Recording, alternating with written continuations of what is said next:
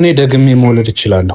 እናት ግን አንድ ናት፣ ደግማ አትገኝ። የምርጫ ጉዳይ ከሆነ ካንቺም ከልጁም እናቴ ትሻለኛለች።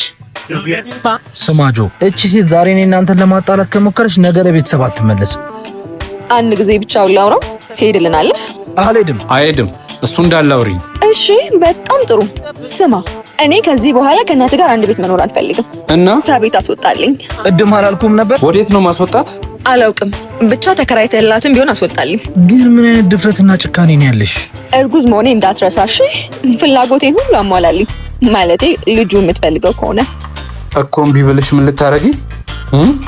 ልጅህን መቼም አታየውም፣ ትረሳዋለህ። በቃ ማስፈራራት ምቺው እስከዚህ ነው። ይኸውልሽ መጀመሪያ እዛ ቤት ተመልሰሽ እንዳትመጪ። ሁለተኛ ልጁን ባላ ይሻለኛል እናቴን ከማጣ። እኔ ደግሜ መውለድ እችላለሁ። እናት ግን አንድ ናት፣ ደግማ አትገኝ። የምርጫ ጉዳይ ከሆነ ካንቺም ከልጁም እናቴ ትሻለኛለች። ይዞ እንሂድ እንጂ አንተ ነው እንዴ? ሽላ አንተ ነው ያዋራ ያለውት ማማዬ